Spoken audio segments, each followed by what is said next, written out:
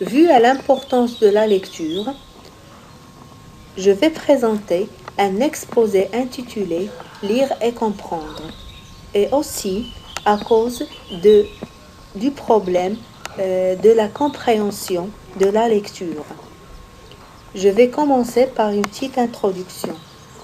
La lecture est une activité de plus en plus indispensable dans pratiquement tous les aspects de la vie. Une gamme complète de compétences en lecture est essentielle au développement personnel et social des individus. Ces compétences sont également essentielles pour accéder au marché du travail et pour évoluer professionnellement. Il est donc crucial que chaque personne acquiert, dès son jeune âge, les compétences nécessaires en lecture. Lire aussi consiste à déchiffrer un message codé et lui donner sens, d'où l'importance de la compréhension lors de la lecture. Dans les classes, on doit maintenir tout au long de l'activité de lecture la motivation à lire pour que l'apprenti lecteur soit réellement impliqué dans le processus d'apprentissage et parvienne aux coopérations avec l'enseignant et ses pairs à construire le sens. C'est pourquoi j'ai vu important de mettre nos petits-enfants face à cette stratégie ou à cet engagement. J'espère bien votre écoute et votre application. Lire et comprendre. Pour devenir un lecteur expert, il est important de pratiquer la lecture active, c'est-à-dire mobiliser plusieurs stratégies tout au long de la lecture. On va voir 3 parties de cette stratégie.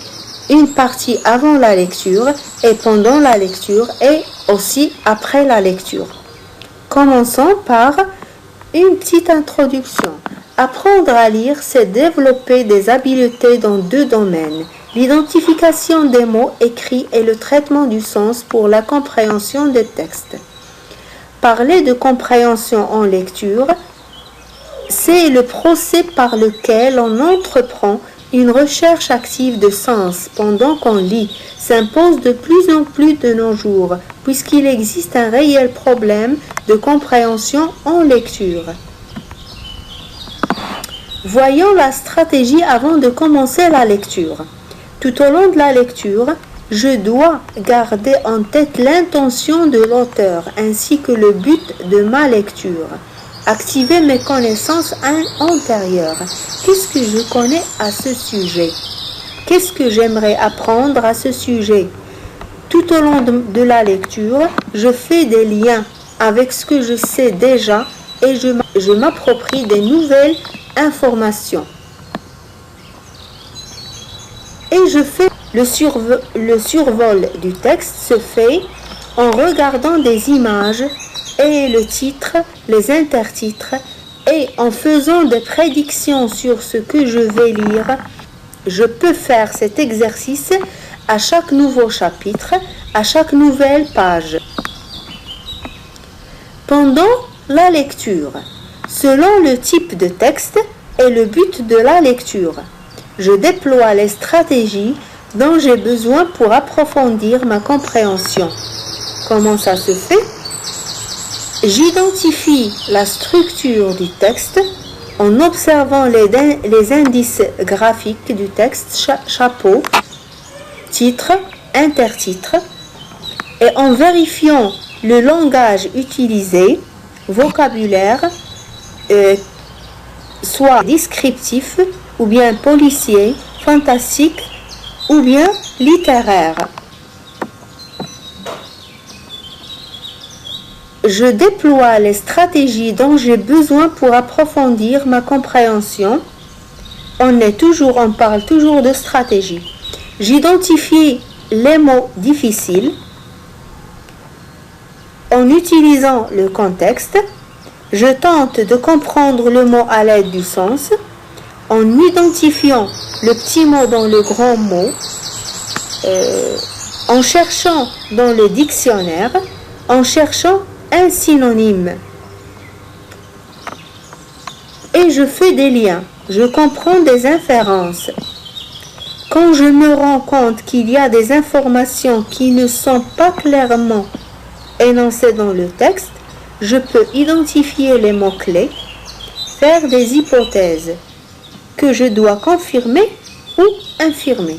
J'identifie encore l'idée principale du paragraphe, repérer ou composer une phrase à laquelle se rapportent toutes les autres phrases du paragraphe, ou bien en écrivant un titre ou un intertitre au paragraphe qui n'en ont pas.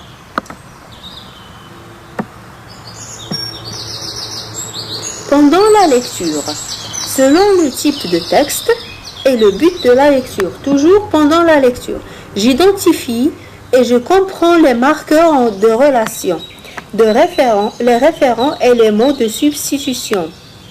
Je souligne les marqueurs de relation et les référents et je me questionne sur leur rôle dans le texte. De quoi parle cette phrase? De quoi s'agit-il? Quand et quand se déroule l'action? Et enfin, après la lecture. Qu'est-ce que je fais après la lecture? J'essaie de faire un résumé à la fin d'un paragraphe ou bien d'une page ou d'un chapitre. Je prends le temps de résumer les éléments essentiels de cette partie. Cela m'évitera de devoir tout relire pour retrouver une information. Je fais le schéma du texte. Je fais un plan du texte en identifiant les aspects, sous-aspects dans le cas du texte courant ou en identifiant la situation initiale, l'élément déclencheur, les péripéties, le dénouement et la situation finale dans le texte narratif. Et merci pour l'écoute.